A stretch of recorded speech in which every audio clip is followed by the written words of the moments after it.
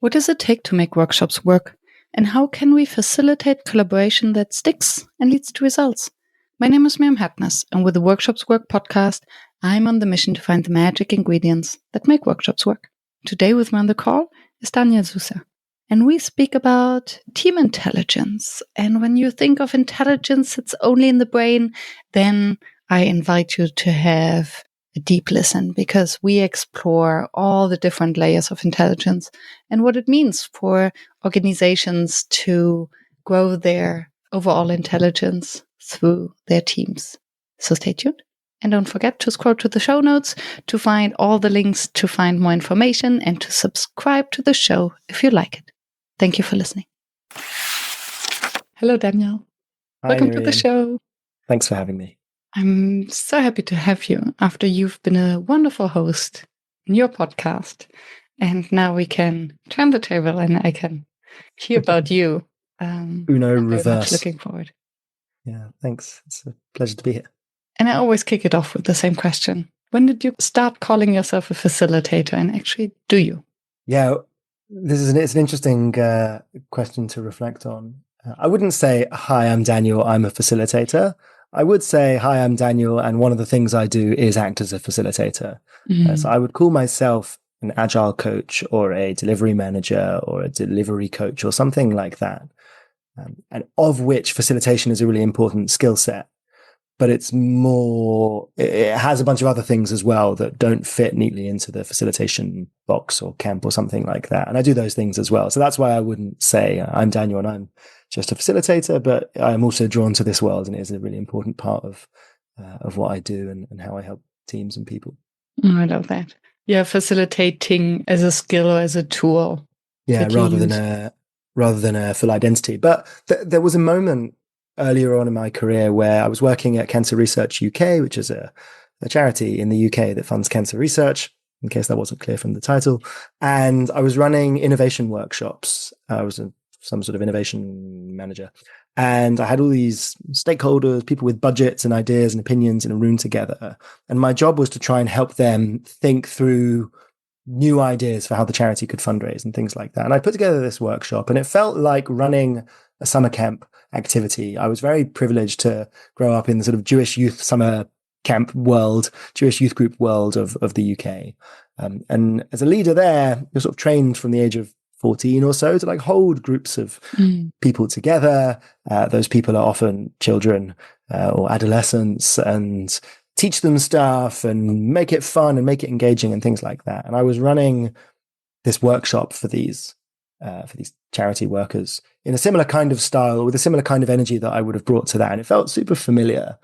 And I just realized like this is something I really enjoy. It's something that unusually for a 26-year-old, 25-year-old I was at the time, I had 10 or 11 years of experience in, even though I was in my first couple of years of professional work. And I just realized those experiences were so coherent. I was like, oh yeah, this is a skill set I know. This is something I know how to do. And I sat there and I was just like, I enjoy this. This is something I want to do more of. So maybe that's the moment where I thought, even if I didn't say I'm a facilitator, that's where I thought something about this vibes with me.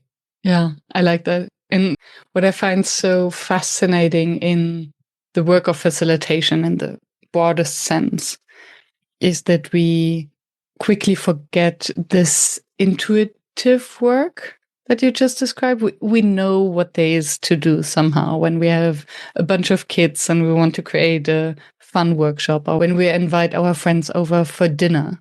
We intuitively do all of that stuff, but we wouldn't call it facilitation. And then suddenly we have a workshop scheduled and then we believe we have to follow a process and to have to be so professional and be something that suddenly doesn't come natural anymore. Yeah, I read The Art of Gathering. Have you read The Art of Gathering? Yes, yeah. Priya Parker. Parker, yeah. Which is brilliant because it's about people gathering either for professional workshops or for dinner parties or things like that. Yeah. And she just lays it out as one type of activity, which is bringing people together for purpose, and how you do that and how you open and how you close and how you include or sometimes like exclude if you need to, and the skills and the way that you can do that. And I think that was the link that I drew at that moment in that particular workshop, was between the way that I help people gather in my communal life and in my professional life, and how they're actually one kind of thing, which maybe is the first layer of foundation into what I am now calling like intelligent teams work, and sort of drawing links between the ways in which, just as we bring people together for different kinds of gathering with different kinds of meaning and different kinds of purpose in different contexts, there's underlying mechanisms and theory and thinking about what we're doing there, which is completely coherent with what we do at work. And so too, the kinds of intelligence that we bring for like one person solving a problem, maybe there's something about that kind of intelligence that also scales up to a group, and also different kinds of groups. So a problem solving group like a work team, or a different kind of group that's getting together for another purpose. And these things can all dialogue with each other, and we don't need to have as clear, this is a corporate thing to do, and this is a professional thing to do, and this is a religious thing to do, and this is a fun thing to do. Like, they may cluster into certain stable orientations or something like that, but they can also dialogue and blend with each other in however we want. Yeah. And I think, and this, let me jump on the word intelligence, because what I hear is inviting the whole person to a gathering instead of just a role, and hence inviting the full intelligence of a person, which is more than the expertise or experience in a specific context. So what do you mean by, That's a really nice take on it. And I'm not even sure that that's what I mean when I say it, but maybe it can be now that you've said that. That's a really nice. Putting words in your mouth. Yeah, that's actually what I mean now. Yep, that's what I'm talking about, intelligence. I chose intelligence somewhat provocatively when I got into the kind of field that I'm interested in, because intelligence isn't easily nailed down. There are lots of misconceptions or preconceptions about what it means. People think intelligence is like maths or universities or books or certain kinds of, or IQ tests or certain kind of rational things, which like certainly can be part of a certain kind of intelligence. Like, there's no point pretending that those things are not at all relevant to the topic. But it's also this broader and more colorful and more situational field. And there's not a really good working definition out there that everyone could agree on like, this is what intelligence is. And that's because intelligence is not a quality in an organism or in a brain or in a person. Intelligence is how an organism or how a person like interacts with its environment. And it's an emergent property between the two. So my intelligence at solving maths relies on there being a maths problem in front of me, or my emotional intelligence relies on there being a social dynamic there. I can't just say like, I am intelligent without putting a context around it. So I work with teams in my day job. I work with mostly software teams, but not always, and trying to solve problems or trying to add value for users or trying to build products or do something, add some value in the world. And the shape of different kinds of value that you can add in the world are infinite. There's infinite types of problem to solve. There's pretty much infinite ways for a team to solve a particular kind of problem. And that means that the ability for that team to solve the kinds of problem that it needs to has something in common with the kind of property that I show when I try to solve a maths problem or when I try to untangle a social dynamic. And I call that intelligence because we have a certain sense of what it looks like when it's good. And it also covers like a huge range of activities. And I wanted something that describes this kind of cognition that takes place in the register and in the language of mind and intelligence and problem solving that we can take from our own individual experiences of being intelligent or seeing intelligence and think, what does that look like at a team level? And I can't remember what the question was you asked me, but that's where my mind just went. Wonderful. And that's the only thing what counts. And I ask a very open question of what do you mean by intelligence? So you did answer the question.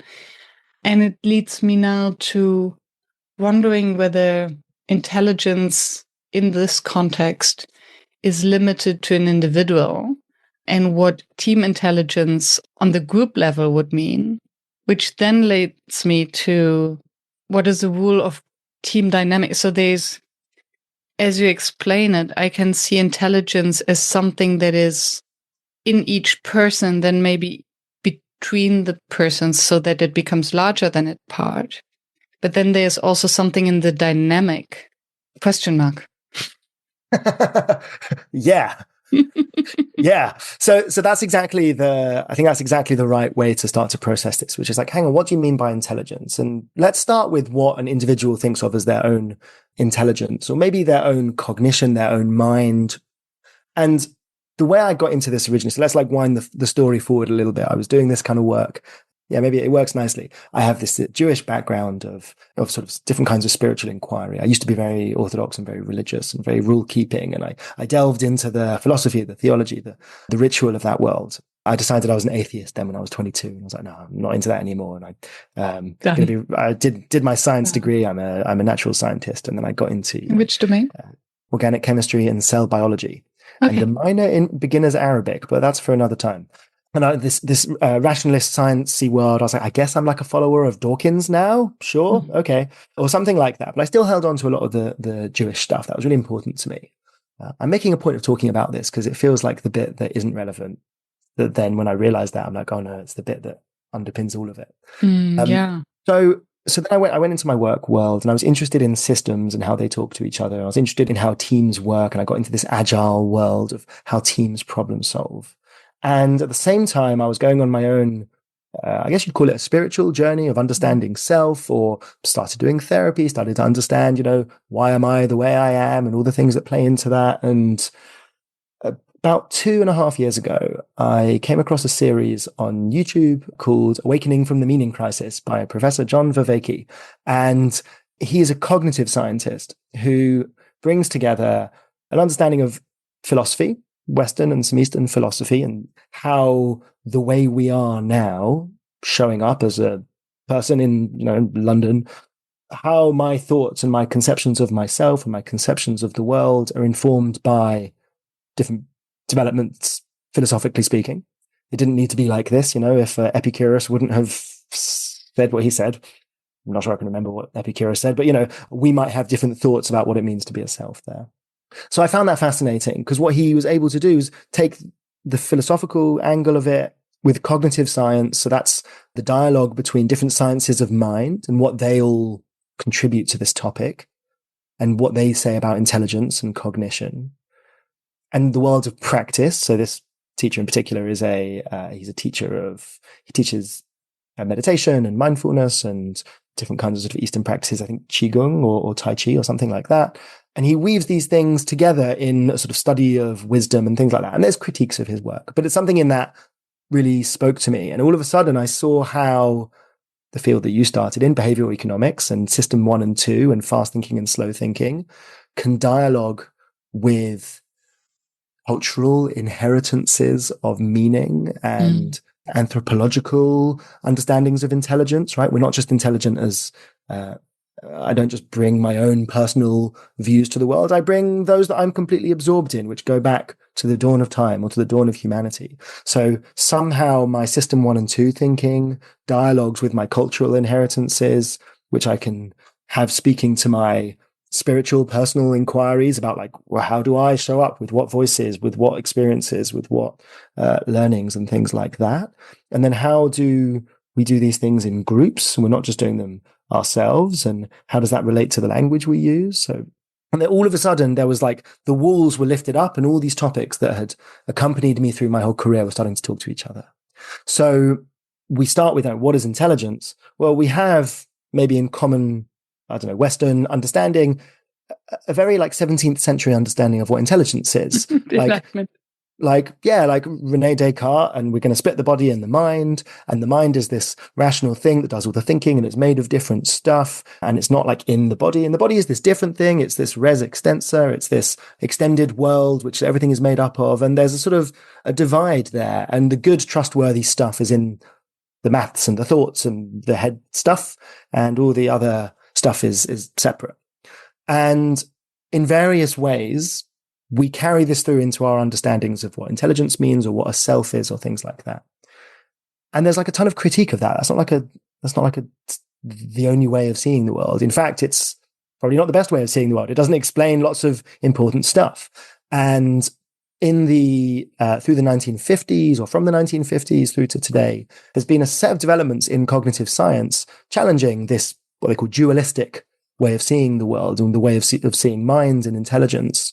And in about 1992, I think, this movement of embodied cognitive science started to grow up, or started to evolve or build on previous sources. And then that became what's known as the 4E cognitive science movement, which is the ways in which our cognition and our intelligence and our minds are 4Es. The E's are embodied, embedded, enacted, and extended. And maybe I can go into a little bit more detail about what they mean, but it's moving away from the idea about intelligence is this property just in this head space, and actually it involves my body.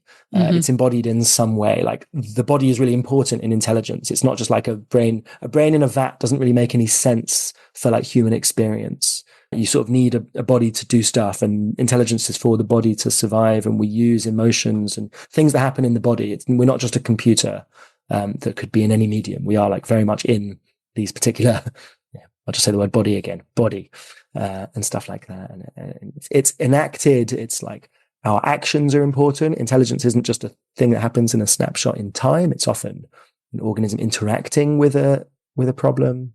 It's embedded in a cultural and social and physical environment. Like the kind of intelligence that I use to navigate the world is reliant on the kind of world that I live in, and that's relevant. Yeah. And it's extended. It's like, I'll just finish the fourth E, and then I'll try and draw the link. And it's extended, which is, it's not just happening in my mind, but cognition is happening amongst all the minds and amongst all the tools that I might interact with or between us. So if I use a crochet hook is in front of me, I didn't invent this crochet hook. I don't know who invented the crochet hook. It's sort of evolved between like thousands and thousands of people over thousands and thousands of years.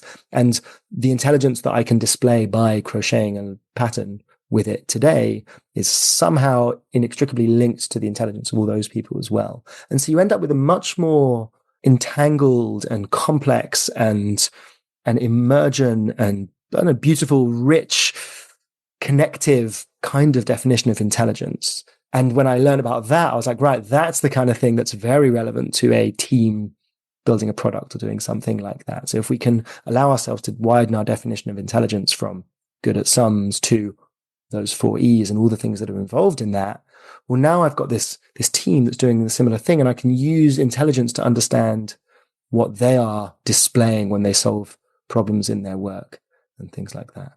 Yeah.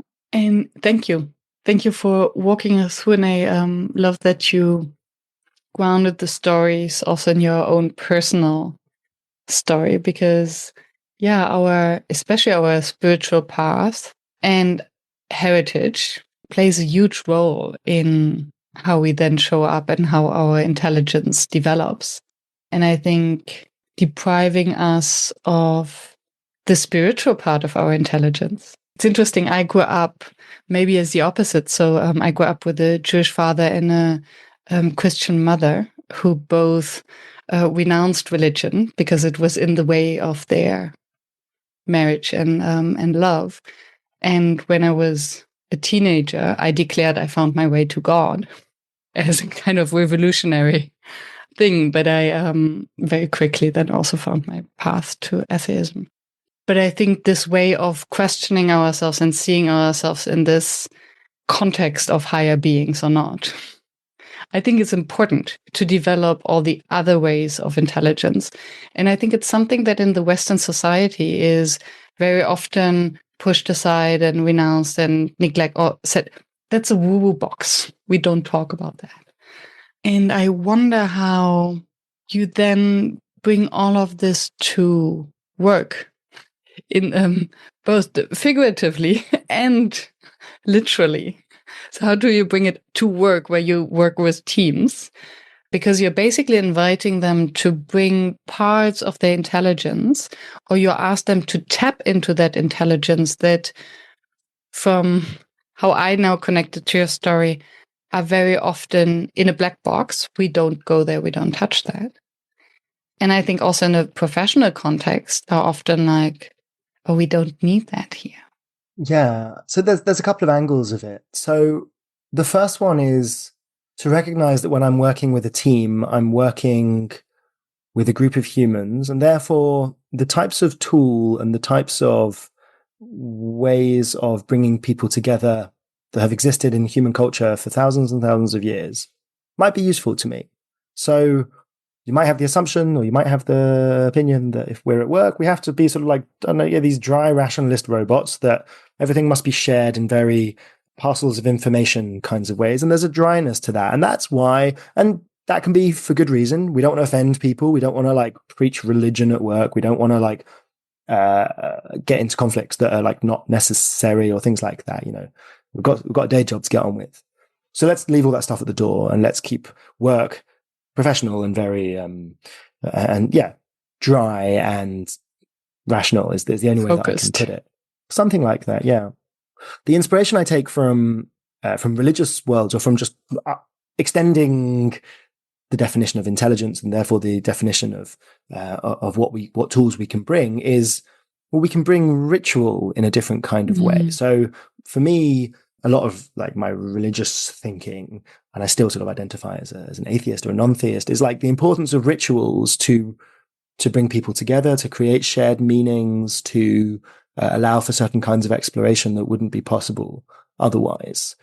So that means that like our work lives are also full of rituals that we don't necessarily realize, or we don't imbue them. We don't finish the sentence. We don't allow them to live in their full sacredness or something like that. So in an agile team, you might have a daily stand up. You get together every day and you do a 10-minute meeting. There's a kind of sacredness to that. You know, we're going to dedicate time to it. We're going to do the same thing every time. We're going to allow this ritual to change over time, and we're going to allow it to evolve, and we're not going to, sacred and ritual might have certain connotations for people of being fixed, but not for me. For me, it's about having a set of activities that we share and we buy into and we hold between us and will evolve over time.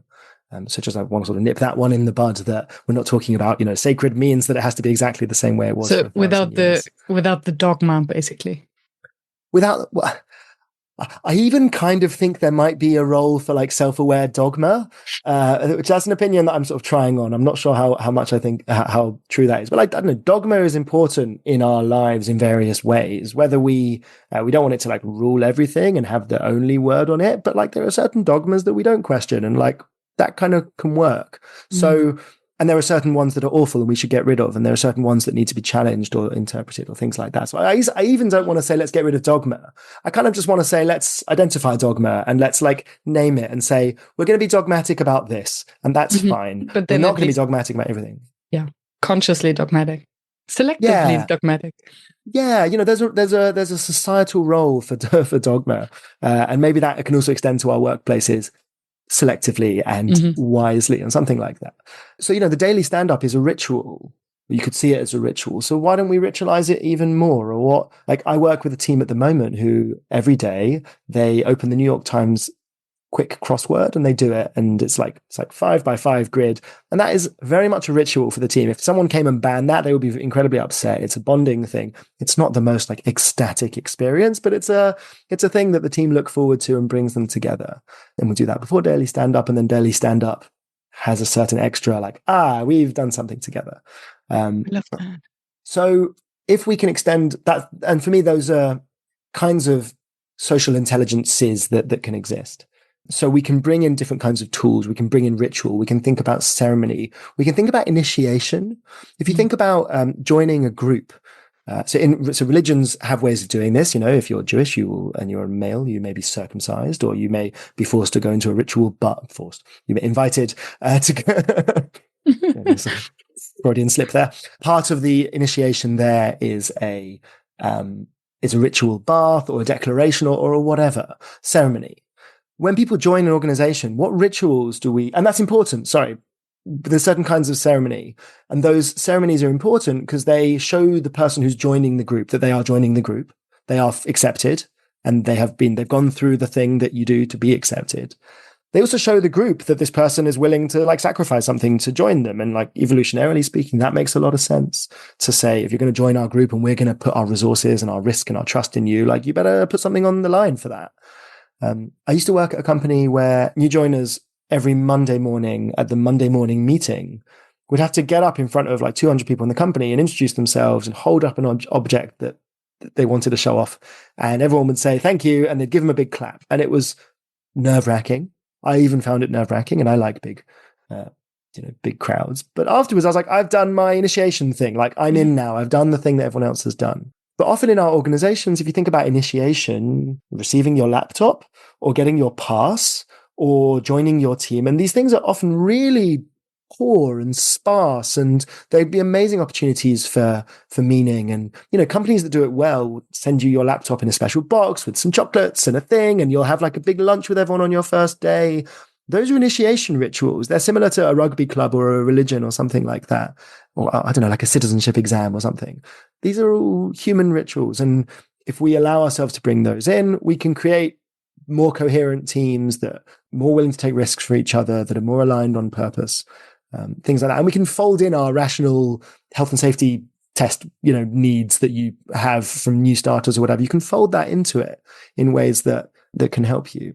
But it's about thinking sort of ambitiously about what happens if we think about onboarding in a spiritual register for a moment. Allow yourself to play with that idea. Well, you might end up with a better onboarding experience then, or 5 days later, you'll get your pass, and then you'll get there. Someone will take a photo, and you can't come into the building until then. And then here's when you get your laptop, and day one is just reading documentation. And, you might end up with a better answer.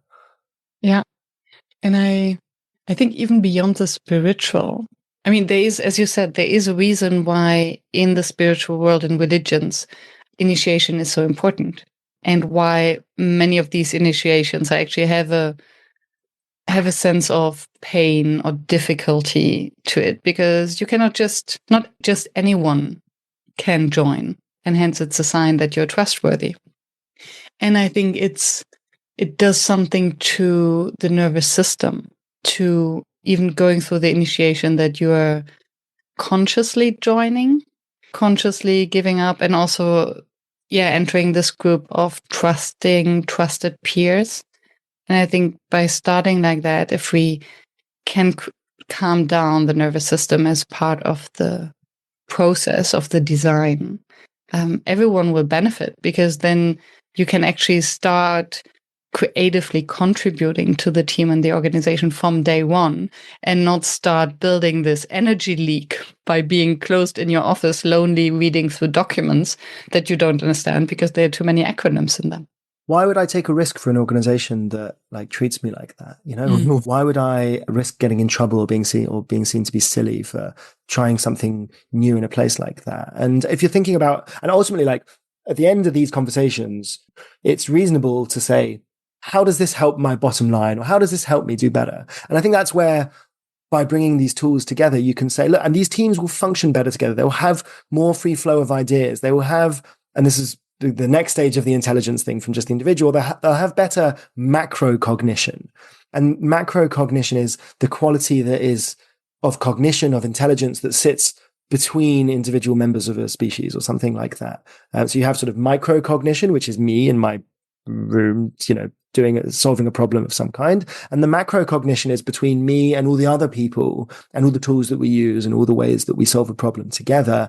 That is its own kind of intelligence, like beehive intelligence. The beehive can do something that each individual bee can't do. Credit to Dave Snowden for that kind of analogy.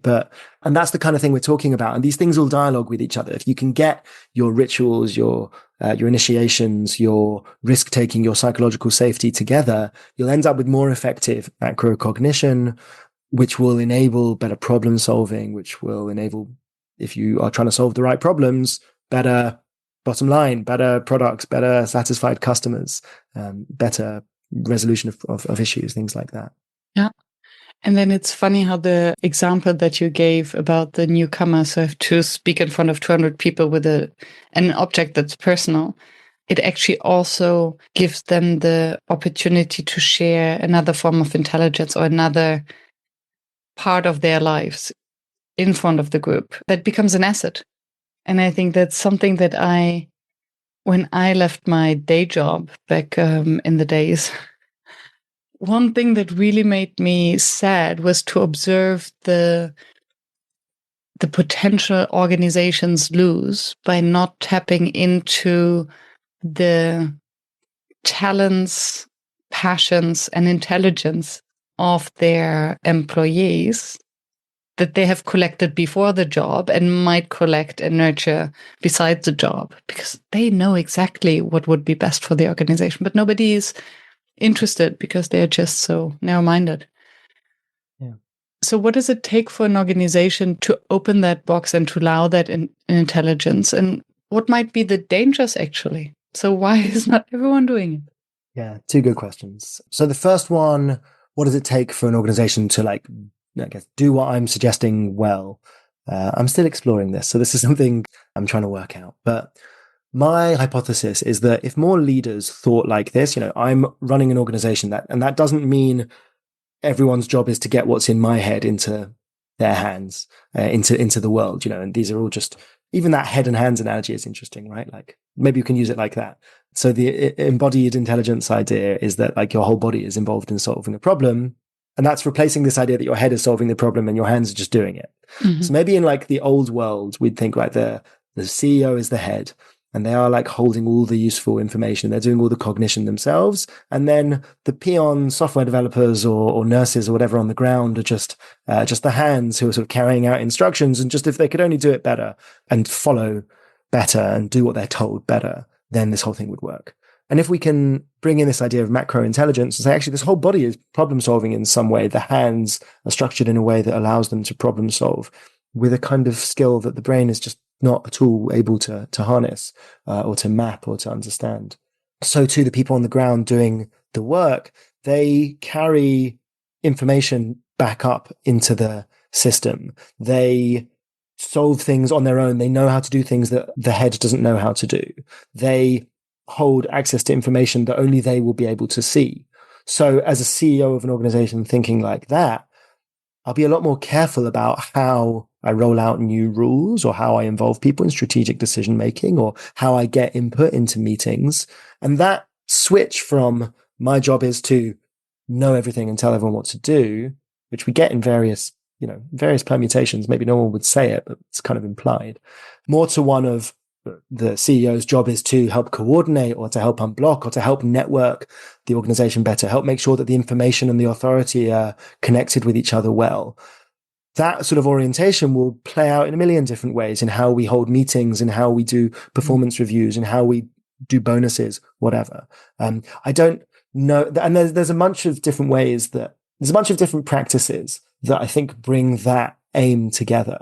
You can look at systems thinking, or you can look at your lean portfolio or agile enterprise or whatever, organizational design. They're all sort of different. Maybe these are different languages for trying to get to that same kind of idea. The reason why I like the intelligence thing is because it's easy for a CEO or someone to go, well, I think that I'm intelligent. I want to be intelligent. I want my whole organization to be as clever as I am. And I have some sort of intuition about what that would look like. What if this whole organizational organism was acting with the same intelligence as, Stephen Hawking solving a equation or whatever Stephen Hawking did. I want it to look like that. In what ways is it not? And then that's a provocation that might lead to some good change. Yeah. That was your first question. Yeah, and then maybe I go in a quick tangent there, and then we come to the next question. I'm reading this book, Subliminal, which is fascinating as it describes how little we can actually trust our mind intelligence, that most of our memories are simply wrong. 60% of our memories are wrong. What we perceive to be reality, we're biased. And I was aware about bias, and I was not aware about the extent of our biases. And I think when we put this lens on, then there's a certain humility that comes with it, where leadership has to realize that their blind spots are just so much bigger than they thought, which then reminds me of, I think it was Ray Dalio who always said that he's hiring people who disagree with him so that he can learn to see the world through their eyes. Smart people who disagree with him. And this then merges to the second question, indeed. What are the risks? Or where do you see the risks? Or maybe the barriers as well. Or I think a misunderstanding of what intelligence is and how one-on-one, individual intelligence works leads to the wrong kind of organizational thinking and the sort of harmful, bureaucratic, mismatched kind of thing. I think the lack of a language or the lack of a set of languages to articulate what's going on there is a barrier as well. As a CEO, I have a cultural inheritance of what it means to be a CEO, what a good organization looks like. And by cultural, I include, what I learned in business school, what I learned from my other CEO friends, or not even a CEO, a manager, a leader, a participant. We all learn what it means to be in an organization. But when we're getting it wrong in some way, it can be hard to articulate what's happening, right? Something feels a bit off, or we're not quite hitting the customer concerns or something like that. And a light bulb moment for me was listening to this series that I mentioned earlier, Awakening from the Meaning Crisis. And John Vervaeke has an articulation of what he calls opponent processing. And opponent processing is like this, that there is often in our biology or in our systems in some way, two heuristics, which are heuristics of rules of thumb or general sort of, patterns of how to see the world. And you put them into opposition with each other and you allow the system to adjust accordingly to what it should be. So for example, nervous system is a good instance of this. So I have my sympathetic nervous system, which is the drive in my nervous system to activate me. A higher heart rate, faster breathing, tense muscles, adrenaline, sweating. That's the sympathetic nervous system, and it's available all the time. And I have my parasympathetic nervous system, which is the vagus nerve trying to calm me down, right? It's trying to act as a brake on the sympathetic nervous system. It's saying, relax, digest, rest, take it easy, lower the heart rate, lower the breathing rate, less sweating, more chill, that kind of thing. And our bodies are breath by breath. If you look into this, and like I followed the scientific threads, and it's there. Every breath that you take in activates in a very small way your sympathetic nervous system, your activate one.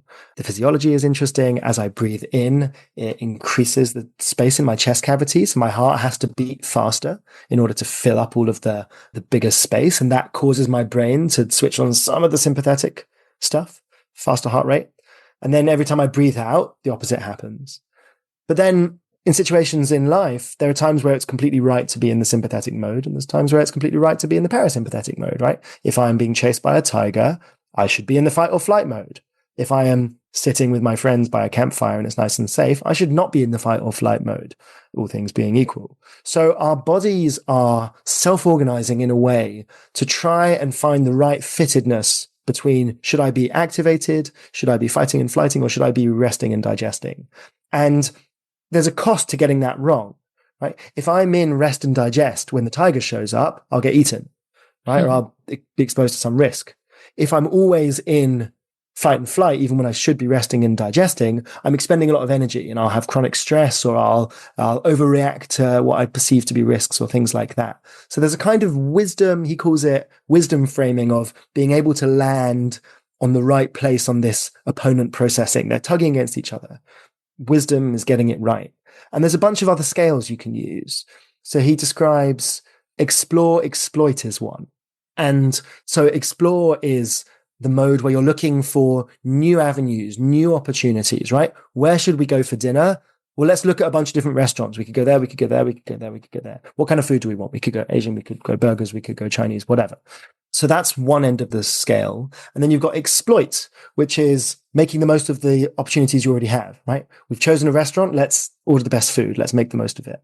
If you're looking for a job, explore is, what different industries could I be looking in? All right. Or what kind of job role should I be looking for? And exploit is, I'm going to be a project manager. So let's go and make the most of all the project manager applications or something like that. And so too, depending on the kind of task you have in front of you, you need to navigate well between, should I be in explore mode or should I be in exploit mode? Which is correct? Well, it depends on the situation. So, and there's a bunch of other ones as well. There's specialization versus generalization. Should I be multi-purpose or should I be singular purpose? And there's a couple of others. So the idea of putting these things in the register of intelligence is to be able to say to your CEO or to your manager or whatever, I think on this opponent processing scale, the reason why we're struggling so much is that we're way too much in the exploit mode when we should be in the explore mode. We've zeroed in on the wrong solution and we're trying to make the most of it. We should be exploring more options. Or we're being way too generalist. We should be much more specialist here, and we should be looking at getting much more specialist tooling in or something like that. and being able to come up with a language or whatever your organization's own scales are, that starts to put an intelligence framing around it. It gives you a better way of fitting the organization, the teams, the strategy to the problem at hand. And then when it's going wrong, you have a sort of no blame system to be like, oh, we're not being intelligent enough about this, but in the following ways, we're being too explore when we should be more exploit, or we're being too effective when we should be more efficient, or something like that. Thank you. And what the curiosity it brings up is, what do you think about personality tests?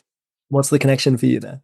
Because so the way you explain the tensions, and we're two generalists here and we're two specialists there, or vice versa, and the intelligence of a team or an organization makes me think of different individuals with different strengths. And I'm thinking of the more sunshine yellow versus the green. So if someone focus more on the harmony and the interrelational skills, or someone who's more in the details versus someone who's more in the visionary big picture. And it sounds as if these are different forms of intelligences or priorities, or how they come to life. And then I wonder whether someone who seems so well read, and I had the impression that you must have thought about that. And many would consider personality tests as woo-woo, because we know that they're putting people into boxes. And still, there's something to it, because we are not all the same. Yeah. So first of all, I think when we spoke about this on my podcast, maybe personality tests are woo-woo, and maybe there's nothing wrong with that, and we should still be welcoming of it. So that's a thing. Okay, so there's a couple of different bits. Let's try and dissect them down. So one is, what are the roles of different ways of seeing the world in an intelligent organism, in an intelligent team? The other one is, do personality tests help with getting that right or something? Like, what's the role of a personality test in getting the right range of personalities involved? And there might be another one, which is like, how else could we signal that? So let's try and stick on topic and get to those, or something like that. So it's a good observation that there's a connection there, because there are people who show up with different interests, skill sets, proclivities, fascinations, neuroses to their work. People are different from each other, and that's, fine. Depending on what kind of problem you're solving, you'll need different kinds of people, different kinds of interest to solve them. So if you're trying to solve a business problem that is very much about, getting the detail right, and lots of analysis and lots of maths and lots of thinking about certain kinds of problem, and you bring in a bunch of slapdash people like me who can't deal with, reading long reports and writing long things and doing lots of careful analysis. Well, if you have too many of me in the system, then you probably won't do the thing that you need to do. You need a bunch of the people who are most well fitted to the kind of work you're doing. But you probably need a handful of me in that system, tugging against the over fixation with detail, and to keep those people in the right level. So there's a kind of harmoniousness that you need in a team setting. And as an example, something I've seen a few times in the software teams I work in is that, and it happens particularly with testers. So in a software team, you have often, and this is more of a bit of an old-fashioned model, but it's still prevalent, is you have your developers who write the code and they make cool stuff. And then you have your testers who are there to try and break it, and to try and say, here's all the ways in which this doesn't work, or a user could break that, or here's all the accessibility issues this would throw up, or something like that. So developers have a let's build it mindset, and testers can have much of a let's break it mindset. And then when it comes to organizational change, those testers are often the ones with that same risk aversion. They're often the ones that dig their heels in and sort of make trouble, and they can gain a bit of a reputation as being, a bit tricky or whatever, something like that. And I always find that a bit absurd, because you're like, well, you want these people with their risk aversion. That's why you hired them. That's why they're good at the things that they're good at. And they point you at what you might ignore in all the ecstatic phase of change. And that's that can be a problem, because if they can jank everything up and we don't make any progress, and we only ever, we have to get that person 100% on board, then maybe nothing will ever happen. And then you do get a kind of dysfunction. But maybe we can hold that person's voice and that person's, obsessions, or that person's fears, and listen to them, and then find a harmonious way to integrate them better. And do that in micro level of the team and in the macro level of the organization, and getting that balance right, sort of problem by problem. If you're working somewhere where there's a very low risk tolerance, you're handing out billions of pounds of public money or something, you would want more of those risky type people. And then the question would be, if I'm in an organization full of risk averse people, maybe it's much harder for me to make change even in things that don't matter, because everyone's really risk averse and doesn't want to touch anything in case it breaks. So that might also be a challenge there. So as a leader in a space like that, or someone who's curious about this intelligent teams idea, you might ask, given the problem space that my teams are involved in, there are certain kinds of personalities and certain kinds of skill sets that are attracted there. Brilliant. How is that adaptive to some of the other stuff we need to do? And how is that maladaptive? How is that getting in my way? Like when I've worked with teams of testers or teams of content designers or people who are very keen on the detail, if you ever want to make change with them, you need to speak to them in a different way to how you would speak to a bunch of slapdash agile coaches like me who are like, yeah, build it, move fast, break things, who cares, whatever. And also we need someone who's a bit more risk averse, and I need someone personally who's going to be slow me down and help make sure that I've dotted the I's and crossed the T's and things like that. So that's like the way this team intelligence comes in. Side note, this also happens internally in each individual person in approaches like internal family systems therapy and things like that. Have these different elements in our own psyche. I'm not just one unified creature. It's also worth looking up. Marvin Minsky's Society of Mind is a really interesting formulation of that. We consist of these societies in our own bodies and brains as individuals that pull in these different directions.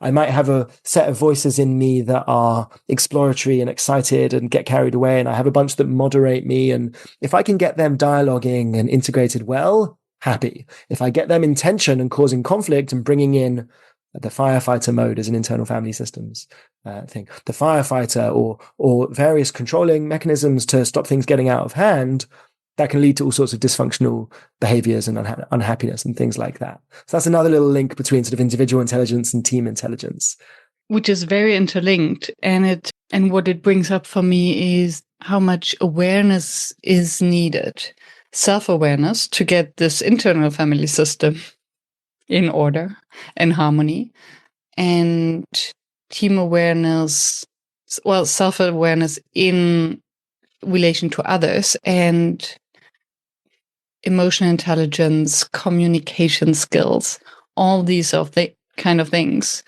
So what I hear is, in order to really harness the holistic intelligence of teams, one is to find the right people, so to recruit the right people so that you have the general level in balance of what type of, let's call them personalities, you need, or folky. And then either invest in communication skills, awareness, or hire those who have that. That might be even more difficult. Yeah. I'm not sure I'd even go as far as to say that, like, when I'm hiring a team, I'll think about what kind of personalities I want, because that might be too, it might be too hard. It starts getting, maybe you get into trouble with all kinds of biases and things like that. And I don't know if you can realistically measure someone's personality well enough to be able to use that in my recruitment strategy. I'm happy to be contradicted about that, but maybe what I would say is to be aware of the fact that different people showing up with ostensibly the same skill set might come at it with a different approach. And if I have a team, my job is to try and make sure that however we are approaching a piece of work, given the people in the room, that we are doing it harmoniously and proportionately and in the right balance with the kind of problem we have. So it's more likely that I would come to a team and go, hey, we're all super risk averse, right? And everyone goes, oh yeah. They go, right. Let's raise our awareness on the fact that what we're doing now is a thing where our risk aversion is going to get in the way, and we should, and then I'll bring, as a facilitator or in a workshop, tools and games and things that allow them to let go and make it safe for them to let go of their risk aversion and play a bit more. So yeah, I don't think I would advocate for, I'd be willing to change my mind on this. I'm not sure I have that strong opinion about it, but yeah, it's not like, oh, let's get all the right personalities for this kind of thing. Cause that feels like also feels like somewhat of a dangerous path to go down, but it's more like the people in the room. What are they like and how do we map that? Yeah. Happy to be disagreed with. And I haven't come up with an opinion just yet, but it feels like the roles you described, if there's a programmer and a tester, there's this self-selection into a certain specific role. So for instance, if you become an accountant, most likely you're into details and following rules, but being creative on finding exceptions. But it's very much of the detail thing, similar to lawyers. And then, so there is the self-selection part. And then there might be other roles where it's not so clear. And then I think in a team where everyone is risk averse, and then suddenly they need to make a leap and take some risks or go through change together. It can actually be quite risky to overly rely on a specific type, and also in terms of diversity of thought. How can you really harness the full intelligence if everyone is approaching problems in a specific way? Which is also, there's a kind of reductionism maybe in assuming that the only thing that we have to rely on here are the people and their personalities. So this is it's a very 4E cognition sort of thing to say, we don't just have the people and their brains and their thoughts. We have tools, we have rituals, we have processes, we have beliefs, we have cultural structures that can support these processes as well. So even if I have a bunch of people who are all thinking in the same way, well, that's what workshops are for. And that's what well-designed processes to make sure that we are pushing into all the other corners, and rituals that can support different kinds of thinking are there for. And you can take two people who are both very risk averse, and if you give them a game where the job is for one of them to give an opinion and the other one to disagree, and then for them to swap hats and then disagree and agree or something like that, then you can break some of these things apart quite easily. But I think when we go into, and this is another way in which raising the level of conversation about intelligence, I think will help us here, is when we realize how much our cognition is extended, and therefore how our tools and our beliefs and all these things play in, well, then we can use them to create better outcomes for our teams without worrying about having to get a more risk-averse person in or having to do that. It's what Dave Snowden calls this affordances, or these are they become things that you can use in the landscape. Given that we're aware of that. Given that they're there. Yeah. Given that we're aware of that, and given that there is a facilitator or a coach there to help a team expand their intelligence and maybe tap into other intelligences that wouldn't necessarily bring. There's a bunch of ways that all these people interact with each other, and those are affordances. We can use those. They are things in the environment that we as the leader, workshop facilitator, whatever, get to play with. And the reductionist bit is saying, the only thing that I can possibly manage is who's in the room. That's one affordance, right? I can sack people and hire people, and that's an affordance. I can send people on, reprogramming courses. That's kind of an affordance. It's not a very nice one. I can try and get the risk averse people to chill out a bit. Or I can work on all the interactions and the rules that govern how these games are played between these people, and the kind of things they do. And actually, that's a really rich and often underexplored area, because we don't realize the ways in which the way our meetings are structured or the way that our conversations happen in the workplace constrain and enable different kinds of conversation well. Thank you. What brought this? I was just thinking of the structures and the culture. So for instance, how the environment impacts also our personality and our reactions. So I am the most patient and most curious person if my nervous system is calm. If I am in stress and overwhelm mode, I become the little dictator, right? Telling everyone what to do. I'm no patient at all. Quite judgmental. So that's why, for instance, psychological safety is so important, right? That really we feel calm enough in order to be creative and to do all these things. And then by having the right processes, culture, environment, structures in place to help people be the best they can. And as a matter of design principles, ensure that we have the right balance of details versus big picture, risk aversion, and these kind of things. Yeah. And that's where maybe some of the personality tests and things like that. I had that open tab in my mind of something we need to come back to. Maybe that's where these things can be affordances, or these can be tools that we use to try and enable these kind of conversations, which is not to, I'm against the idea of saying, oh, I'm a ENTP and you're an ENFJ and I'm a blue and you're a red and therefore like never shall the twain meet. Because like people are dynamic. We change. I change one day to another. I change depending on what setting I'm in. I'm changing depending on what task is put in front of me. So there's not like a static label you can put on me that will always be right. There may be a static label that you can put on that I'd identify with like 90% of the time or 50% or 99% of the time. So maybe there's something there. And it's more like what conversation happens when you take two people and one of them goes, I love being in a room quiet by myself most of the time. And the other one goes, I love being in a room full of other people yelling at each other all the time. And you're like, oh, that's why we're struggling to work together.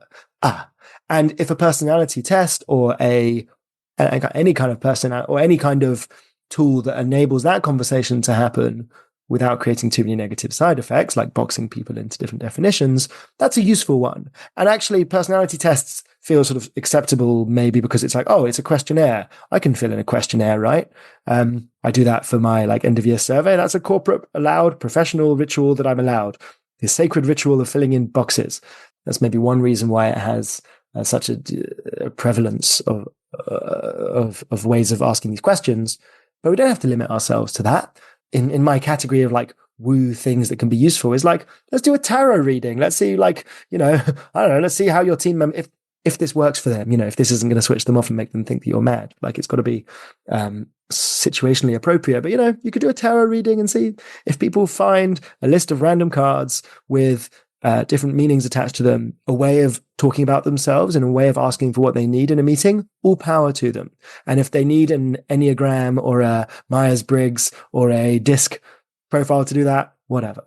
And these are all ways of doing stuff. But the important thing is that they can capture the richness of human life in that. And something I don't love about the personality tests can be how I guess like how formulaic or rational they are, or this means this and therefore X, therefore Y. Whereas when we talk in terms of symbols, or we talk in terms of archetypes, or we talk in terms of metaphors, that opens up a lot more richness and a sort of, I don't know, like a deeper or a better level of conversation about these kind of things. And again, going back to the religious idea, like that's full of really useful modes here that we can think about. So like, a priest. What's a priest? Well, a priest is kind of depending on which religion or when you're thinking about, but a priest is a sort of holder of ceremony. They sort of have title. They are able to, they wield authority based on their position and their sort of rank, and they keep order, right? A prophet, on the other hand, at least in the biblical mode, a prophet is very rarely like given that by title. They sort of seize authority by the sheer moral force of their personality and their argument. So, a prophet is often like on the sides, like lamenting at the system, whereas the priest is in the middle of the system. And you kind of need those two to be in dialogue with each other. You've also got like the heretic, right? The person who won't take that's a religious archetype in that it's a anti-archetype or something like that. So how do we deal with our heretics here? And in plenty of organization, we exile the heretics, but you kind of might need the heretics to keep you in check and to stop the balance of power shifting towards the so-called priesthood or something like that. I find this interesting because this language isn't like sullied for me in like awful experiences of things like that as well. So that I'm not arguing that like we should all use religious metaphors all the time, because there are plenty of people that, if they've had some sort of traumatic experience with their religious upbringing, then this will not just not attract them. It may re-traumatize them, or it may elicit something. But I guess in our own ways we think about it, being able to draw on the different modes and the different ways of thinking about different kinds of leadership or different kinds of participation, we should lean on those. Are you a coach or are you a player? Are you a waiter or are you a chef? I don't know. But these things have a lot more cultural meaning and therefore a lot more affordance than ENTP for me. Love that. And what I retain from this, and I find it inspiring, is or what it boils down to for me is, why would we use personality tests? So I was curious. That's how it started. What do you think of personality tests? And so why are we using them in the first place is not to put people into boxes, but to create a space to have the conversation of what are the different perspectives and angles that we interpret the world or look at a problem or approach problem solving.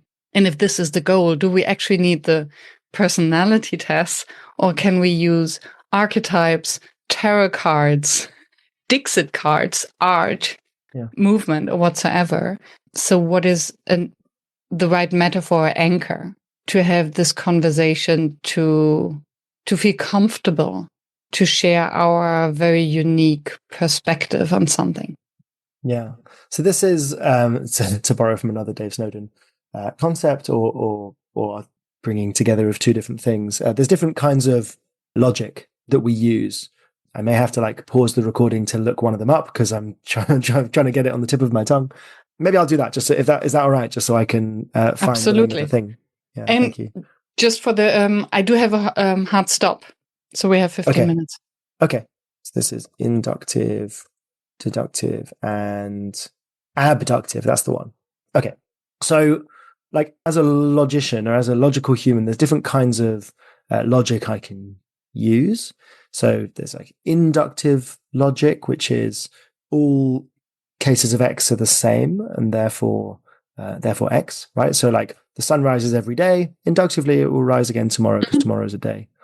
There's deductive logic, which is if X, then Y, X, therefore Y. So Miriam is my friend. I always have a good time talking to my friends. Therefore, if I talk to Miriam, I'll have a good time. That's a kind of rationality. And then there's what's called abductive reasoning, which is lesser known about, but also kind of the most important one that we use as humans in lots of ways. And it's our ability to match patterns to each other.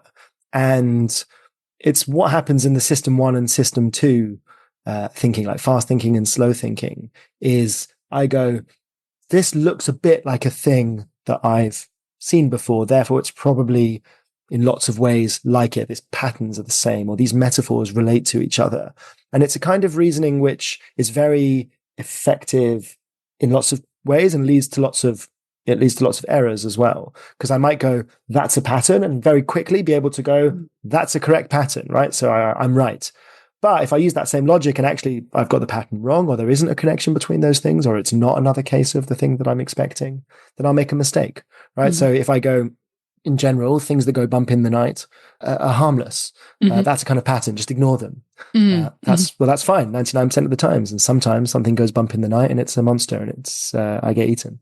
So in behavioral economics, we focus a lot on the errors, right? And we go, abductive reasoning is a source of error, and therefore it's kind of a problem, and or we can use it to encourage different kinds of behavior in people by using their fast thinking and sort of taking advantage of the error. But it doesn't account for the ways in which we use our abductive reasoning productively all the time. We're always drawing on inferences. We're always drawing on patterns that we recognize and metaphors and connections that we draw between two things. Because it's efficient. What I mean? And that's our brain, right? And that's the thing. It's a kind of efficiency with a kind of side effect of error. And that's just like how our brains work. It's how our minds work. And again, that's kind of how our organizations work as well, which is we go, our organization as a sort of distributed cognizing entity will do its kind of abductive reasoning tacitly. It will be really good at solving certain kinds of problem that it's familiar with, and it's great, and it will be really efficient at solving those, but it will be really fragile and really ill-equipped to deal with other kinds of problem. Now, if my organization is really, really good at making boxes, and all I have to do is make boxes, great. I will be well equipped to that, and that's sort of maybe abductively like useful. But as soon as my organization now needs to make a different kind of box or make a car or something like that, all of my pattern matching to this is a box-shaped problem won't work. Maybe a better example would be, let me share one more example to see if that makes sense. And then, and which is, there's a Harvard Business Review article about innovation, which I think is quite well known, which is the German versus the British approach to the tank technology after World War I, which was the British invented the tank, armored vehicles, and they put it in the cavalry division. It's fast, it's armored, it carries people. It's a horse. It's a mechanized horse. Mm-hmm. And then they found that all the people in the cavalry division were like horse enthusiasts. They really cared about their horses. They cared about feeding the horses. They cared about supply chains that were about that. And they never were able to like harness the tank well. Mm-hmm. So they used a kind of like, abductive pattern matching that was maladaptive there. It didn't suit what was going on. Whereas the Germans, after the First World War, had the army to like rebuild from the beginning, and they built divisions around the tanks. And then in the Second World War, they were able to use this Panzer division much more effectively because they were able to, fit it into their model a bit better. Which is interesting because we open the loop now about the personalities, right? So who are the people who opted into a certain division? And how difficult or easy is it then for them to adapt to a new tool, a new environment? But I guess the provocation there is to think wider, because it's easy to think, oh, well, this is about the people and the individuals as well. And that is like definitely relevant. But when we're talking about something as big as a system like that, it's more likely that the interesting stuff for us to do as leaders is to think about the wider thing there. It's not about each individual bee in the beehive. It's about making sure that the structures of the beehive are such that the variation in your average bee can be held within this model or within this place in order to make honey. Absolutely. And that the structure it is codependent with the behavior in it. So what I'm thinking of, so the example that comes to my mind are all these incentive schemes. How do we incentivize the behavior of people in organizations so that they contribute to the bigger goal? And there's this, maybe the easiest example, there's this person who would bring a cake to the team every Friday. And this really brings cohesion and they love her. And I think, every team should do that. So we'll compensate, one person per team will get a bonus or some money to bring a cake every Friday. And what happens, the person who used to bring the cake on Fridays will stop because they don't want to be the person who gets compensated for doing that. Or if I get my bonus for like peer recognition, that might exactly incentivize a kind of like weird politics about like, exactly. I helped you on this thing. Maybe not, but like maybe. And I think it touches on, so we cannot create models and structures and organizations without taking into account that there are humans involved with behaviors and preferences that will adjust to the structures we create. So it's always, and it interacts, it changes. And I think like, maybe this is like a closing thought, is like intelligence cuts across that, because it says whatever you're doing, whatever the incentive scheme you bring in, the cake bringing scheme award that you bring into your organization, is it helping you become more intelligent or less intelligent? Is it overall helping your team and organization solve the problems better or worse? And maybe we can deal with the cake scheme having some negative side effects if it has overall positive side effects for the kind of problem that we're solving. Maybe that's good, in which case, like, good policy. There are goods and bads to it, but it's fine there. But having that sort of directionality to how does this impact our overall cognition, safe in the knowledge that it's not a zero-sum game of like intelligent or not intelligent, or solve the problem or not solve the problem. It's a helpful way of thinking whether the changes that we've introduced are actually useful or not. Yeah. And this could get us into an entire sidetrack about almost liberalism. How much policy do you want to bring, and rules and regulations do you want to bring into an organization? Or how much do you trust the system to self-regulate and the intelligence to bring forth what's needed, and then only having the direction, the culture, the vision, and embracing the messiness. Philosophical debate. Yeah. But it's a helpful one because it helps us embrace the messiness of all these things. Yeah. And it's not as clear as like, we should get rid of all the rules. Because like, well, there are some places and some people and some types of problem where that's a really bad idea.